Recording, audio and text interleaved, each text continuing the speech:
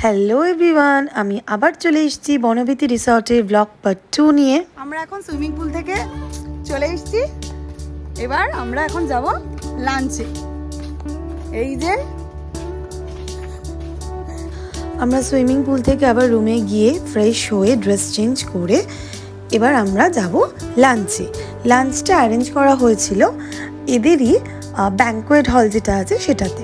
আমাদের যে রুমটা ছিল সেখান থেকে ওই ব্যাঙ্কোয়েট হলে যাওয়ার জায়গাটা তোমাদের পুরোটা দেখাচ্ছি। তো এই দেখো কটেজগুলো, এদিকেও কটেজ রয়েছে আমার ডান দিকে, আর বাঁ দিকে হচ্ছে সুইমিং পুলের জায়গাটা। চেয়ার টেবিলও রয়েছে এখানে রাখা, এখানেও তোমরা বসে আড্ডা মারতে পারবে। আর ছেলেকে তখন দেখাচ্ছিলাম যে এই দেখ ক্রোকোডাইল, এখানে বাচ্চারা খুব আনন্দ পাবে। সুন্দর ক্রোকোডাইল রয়েছে, ডিয়ার রয়েছে, মাঙ্কি রয়েছে। আমার ছেলেও দেখে দেখো কেমন লাফাচ্ছে। আর এদিকটা সুইমিং পুল, সুইমিং পুলটা তো তোমাদের আগের ব্লগে দেখিয়ে দিয়েছি। তো দেখো এইভাবে যেতে হবে এদিকটা দিয়ে। তো ব্যাঙ্কোয়েট হলটা হচ্ছে বাঁ দিকে, আর ডান দিকে এখানে আরবার একটা বড় পার্কের মতন রয়েছে, যেখানে এখানে ইন্টারেস্টিং পার্ট হচ্ছে যারা জিম করো এখানে জিমের জিনিস সব রয়েছে, তোমরা জিম করতে পারবে। এবার এই বাঁ দিকে এই জায়গাটাও একটা প্লেগ্রাউন্ড রয়েছে, তোমরা খেলতে পারবে। আমরা এখন খেতে যাচ্ছি বনভোজ। এই দেখি এটা কিন্তু দারুণ। এই যে বনভোজ এটাই হচ্ছে ওদের রেস্টুরেন্ট, এটার সাথে ওদের মানে অ্যাটাচ করা হচ্ছে ব্যাঙ্কোয়েট হলও রয়েছে, দুটো একসাথেই। একটা পার্ট হচ্ছে রেস্টুরেন্টটা আর একটা পার্ট হচ্ছে ব্যাঙ্কোয়েট হলটা। আমাদের এই যে ব্যাঙ্কোয়েট হলটা নেওয়া হয়েছিল, খুব সুন্দর, অনেকটা বড় স্পেস রয়েছে, একটা স্টেজও রয়েছে। এখানে কোনো অকেশন, ছোটোখাটো যে পার্টি হলো, বার্থডে হলো, অ্যানিভার্সারি হলো, কেক কাটিং বা স্টেজ পারফরমেন্স, এখানে এগুলো করা যাবে। আমার সামনে যে ডোরটা দেখতে পাচ্ছ সেটা খুলে তোমরা রেস্টুরেন্টেও যেতে পারবে, ওয়াশরুমও রয়েছে। তো এই দেখো মেঘ এখানে এসে একটু ডান্স করে নিচ্ছে। এখানে মিউজিক চলছিল, তো আমি এজন্য সাউন্ডটাকে মিউট করে দিয়েছি, নয়তো কপিরাইট এসে যেতে পারে। আমরা আগে চলে এসেছি, বাকি ফ্যামিলি মেম্বার্সরা একে একে আসছে সবাই লাঞ্চের জন্য। সবারই খিদে পেয়ে গেছে, অনেকটাই বেলা হয়ে গিয়েছিল। মেঘকে তো খাইয়েই নিয়েছি আগে, তো সবাই আমাকে বলছে ছোটদি তুমিও নাচো, দিদি তুমিও নাচো। তো আমি একটু ওর ফিডিং বটলটা মাথায় নিয়েই জামাল কুদু ডান্স করে নিলাম, একটু মজা করে নিলাম এই আর কি। তো এই দেখো এখানে খাবারগুলো টেবিলে এইভাবে সাজানো রয়েছে, বুফে সিস্টেম। তো তোমাদের এক এক করে দেখাচ্ছি। স্যালাড রয়েছে, স্টিম রাইস রয়েছে, ভেজ ডাল, এখানে রয়েছে গরম গরম বেগুনি, আর তার সাথে আলু পটলের একটা রসা। আর এই যে মাঝে এটা পনির রয়েছে, আমার কাকা কাকিমা ভেজ খায় তো ওদের জন্য পনির। আর ওদিকে কাতলা কালিয়া, মাটন কষা, আমের চাটনি, পাঁপড়, আর লাস্টে গরম গরম রসগোল্লা। আমি নিয়ে বসে পড়েছি। আমি ফার্স্টে ডাল, বেগুনি, আলু পটলের তরকারি আর ওই স্যালাড নিয়ে বসেছিলাম। তো ভালোই লাগছে খাবারটা, বেগুনিটা একদম গরম গরম ছিল, খাবারের কোয়ালিটি ভালোই।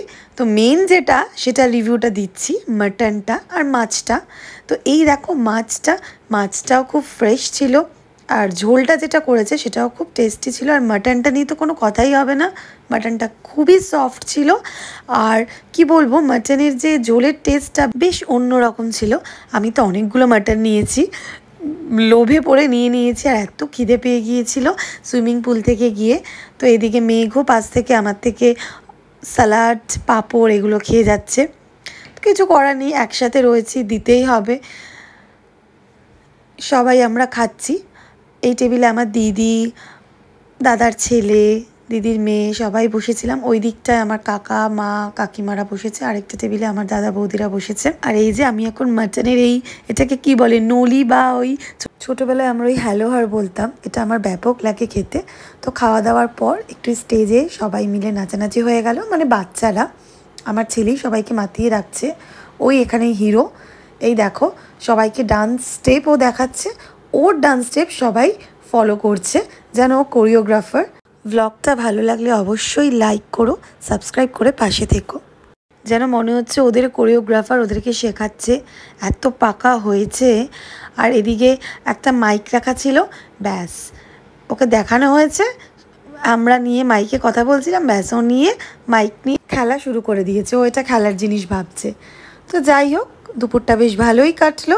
এবার আমরা রুমে যাব। এই দেখো কি সুন্দর সুন্দর ফুলের গাছ রয়েছে, একটা না তোমাদের একটা গ্রাম্য ফিলিংস দেবে, একটা মনে হবে যেন একটা গ্রামেই তোমরা চলে এসছো।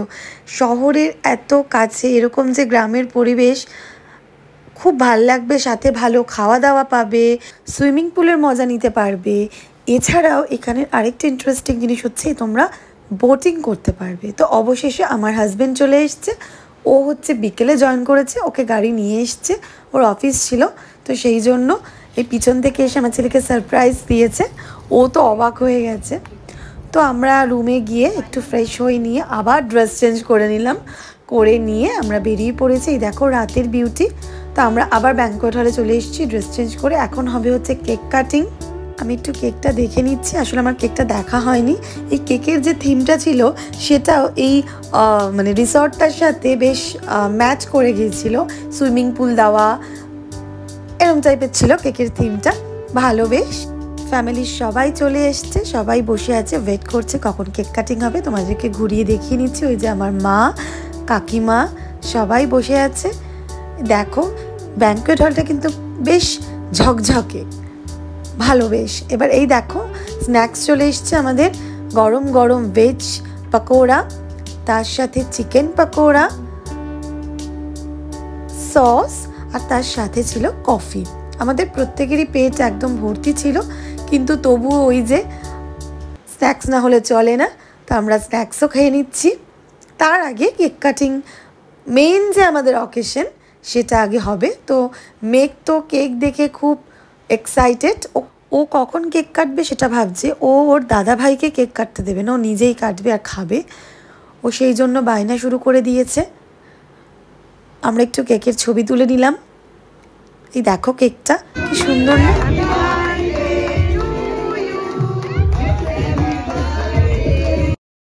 দেখতে দেখতে আমার ভাইপো কত বড় হয়ে গেল, ওকে সেই একদম ছোট্টবেলায় হসপিটাল থেকে নিয়ে এসেছিলাম, এতটুকু ছিল সেই মানুষ, মানে সেই ছেলে এখন কত বড় হয়ে গেছে, আমাকে ছাড়িয়ে চলে যাবে কিছুদিন পর। এদিকে মেঘ বায়না করেই যাচ্ছে ও কেক খাবে, কখন ওকে কেক দেওয়া হবে। যতক্ষণ না ওকে কেক দেওয়া হচ্ছে ততক্ষণ ওর শান্তি নেই, সবাইকে জ্বালিয়ে খাচ্ছে।